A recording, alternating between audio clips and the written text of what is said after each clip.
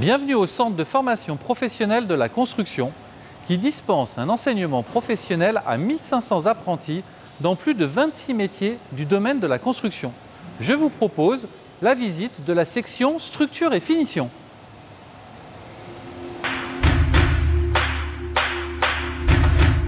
Je m'appelle Byron Grabert, je suis apprenti peintre depuis maintenant 1 an et demi. Alors bonjour, je m'appelle Moreira Anthony, je fais un CFC plâtrier constructeur à sec. J'ai 20 ans, je suis jeune, je fais une formation CFC en carrelage. Et puis mon but c'est d'arriver jusqu'à la fin de cette formation et pourquoi pas débouler sur un nouveau diplôme. Je m'appelle Lilian Bossy, je suis en 3e année de CFC maçonnerie et je travaille pour l'entreprise Belloni. Je m'appelle Pereira Firme Daniel, je suis agent de propreté 3e année et je travaille actuellement pour l'entreprise CFF.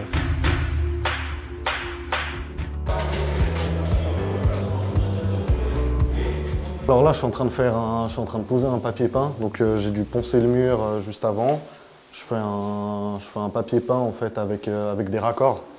Et donc en fait, je pense qu'on va voir après, c'est les motifs. Il faut les interposer correctement en fait. Alors là, je suis en train de badigeonner le papier avec de la colle pour qu'il accroche. Et en fait, après, il faudra le laisser tirer un moment le papier. Il faudra le laisser tirer un moment pour mieux... Enfin, parce qu'en fait, il va prendre 1 cm d'épaisseur quand il sera mouillé, le papier. Et du coup, ça permet de ne pas se tromper dans les mesures. Donc il faudra attendre 5 minutes.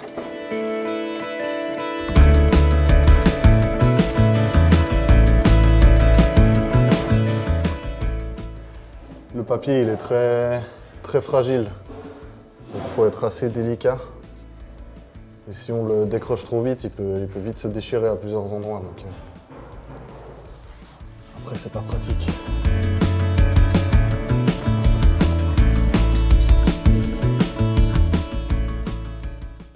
C'est assez varié en fait. Un coup, on va venir peindre un mur, il y a toute la préparation qui va avec, la protection. Devoir protéger le sol, tout ça, ensuite peindre. Et c'est quelque chose où il faut être très fin à chaque fois. Il y a de la peinture, il y a du papier peint, il y a pas mal de choses en fait. C'est assez varié. Il faut être un peu équilibriste dans ce métier. Un petit peu, ouais. Bon là, c'est pas encore... c'est pas très haut là ici, mais des fois, ouais. Sur un échafaudage ou quoi, ouais, ça peut vite... faut pas avoir le vertige, quoi. C'est qu'en fait, au travail, on est plus sur le chantier comme ça. Et ici, en fait, on vient réviser, on vient plus faire les choses dans les règles de l'art, en fait. Au chantier, on fera des techniques différentes. Et ici, quand on vient, on a toute une équipe, des professeurs, tout ça.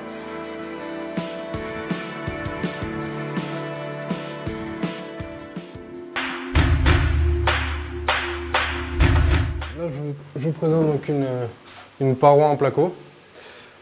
J'ai déjà fait la coupe de la plaque qui va venir se poser ici. Et donc après, je vais vous présenter donc un mur en alba où je vais venir poser la 3e rangée de ce mur.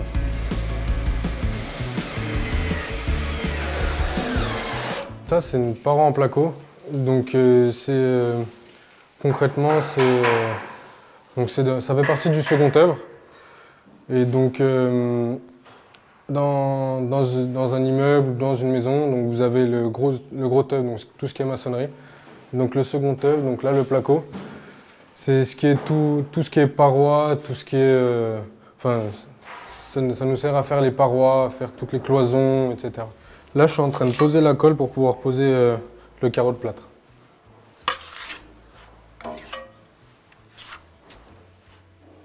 Alors pour ce métier, il faut une petite condition physique quand même.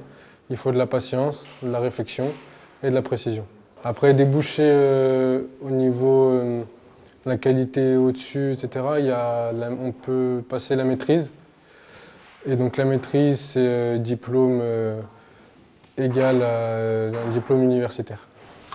Et là, tu te vois bien là-dedans pour la suite? Moi, j'aimerais essayer de passer ce diplôme-là.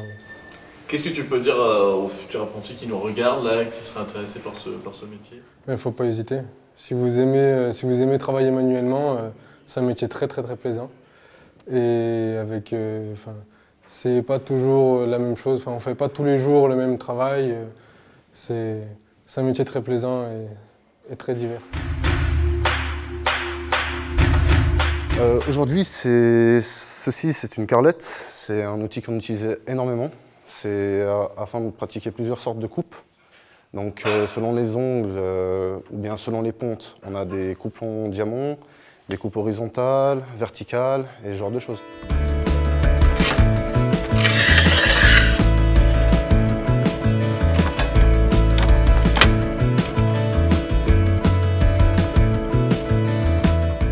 En fait, au début, je ne savais pas du tout ce que je voulais faire. Par la suite, j'ai remarqué que c'était un travail très minutieux où quand on rentre dans une pièce, on a une transformation immédiate après notre passage. Après, on fait du travail très précis, si je peux le dire. Et puis, c'est surtout ça qui m'a plu, c'est ce petit côté précision, tout faire, tout au millimètre. C'est vraiment ça qui m'a plu.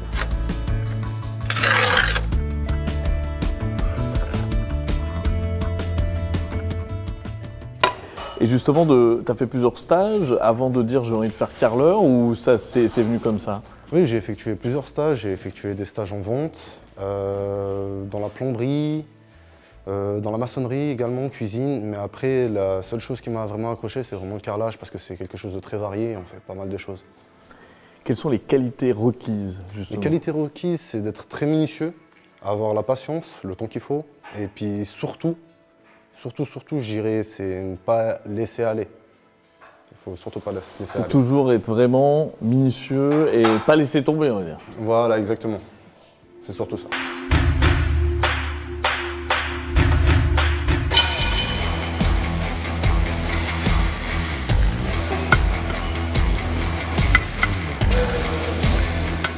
Qu'est-ce que tu nous proposes aujourd'hui? Donc aujourd'hui, je suis en train de bâtir un mur en briques, en terre cuite. C'est un sujet qu'on retrouve aussi à l'examen du CFC en maçonnerie.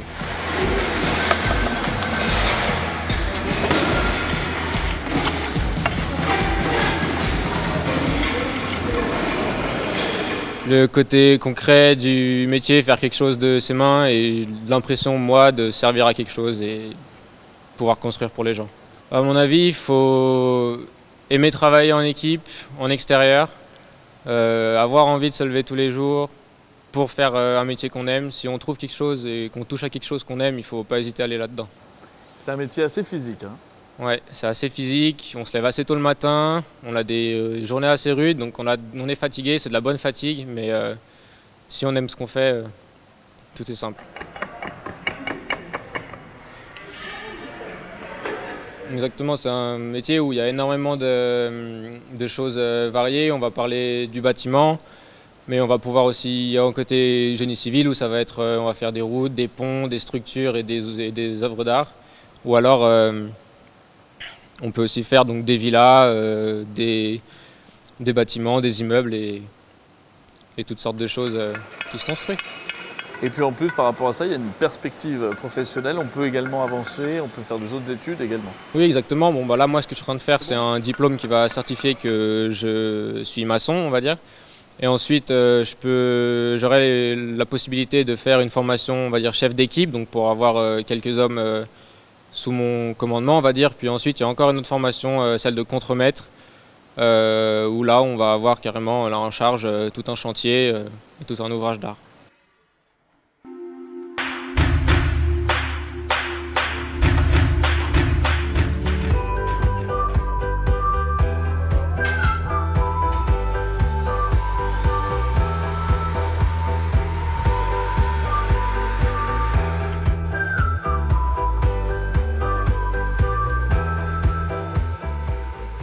Les agents de propreté, ils sont partout, vraiment dans n'importe quelle zone, que ce soit les agroalimentaires, commerce ou même actuellement dans les hôpitaux.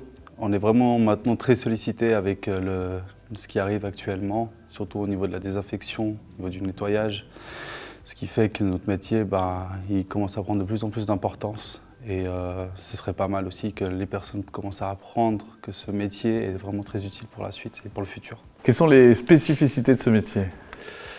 Les spécificités de ce métier, c'est qu'on a la capacité de reconnaître tout type de matériaux ou les matériels utilisés dans l'usage commun. Et on doit aussi pouvoir nettoyer n'importe quel type de sol, de revêtement, de surface. ce qui fait qu'on utilise énormément de produits, donc il faut avoir aussi une connaissance en termes de chimie et aussi connaître les propriétés de tout type de matériel ou de matériaux ou de revêtements pour éviter de l'user en fait. Qu'est-ce que tu peux donner comme conseil aux apprentis, aux futurs apprentis qui veulent vous rejoindre? Si je veux pouvoir conseiller les apprentis, c'est vraiment changer l'idée qu'on a de ce métier, qu'énormément de personnes ont tendance à vraiment le rabaisser. C'est vraiment un métier varié, un métier qui est vraiment très valorisant. Peut-être que sur le départ, ça va être un métier qui va être difficile, parce que c'est un métier qui est quand même physique. Mais à la longue, c'est un métier qui a vraiment énormément de mérite et ça a une grosse importance. Et les gens, ils sont très reconnaissants en voyant notre métier.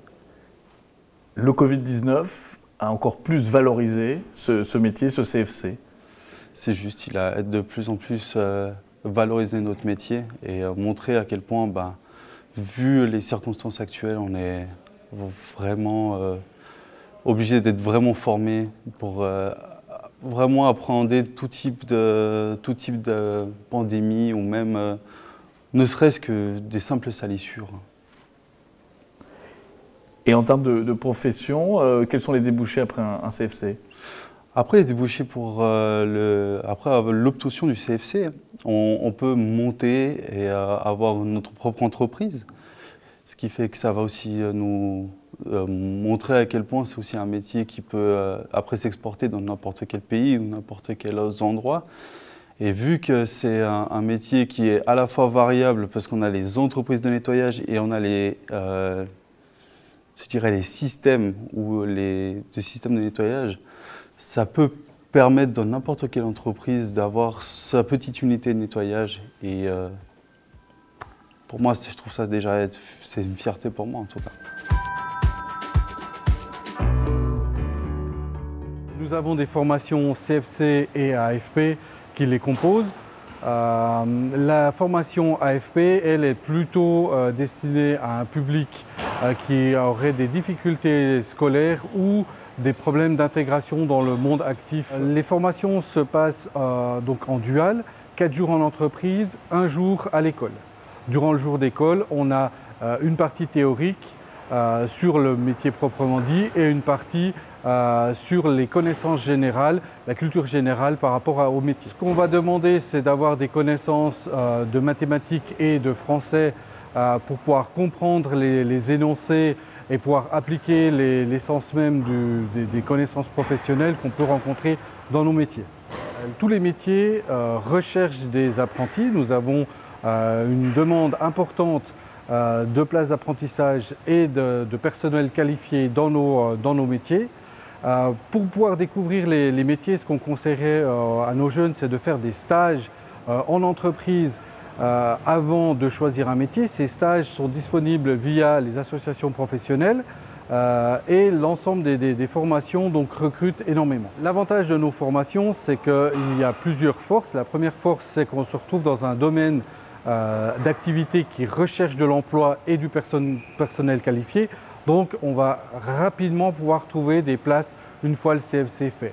En plus de ça, on a une possibilité de développement personnel via les brevets ou les maîtrises fédérales une fois son CFC obtenu. Donc la formation CFC, ce n'est que le début, ce n'est que l'entrée dans la vie active.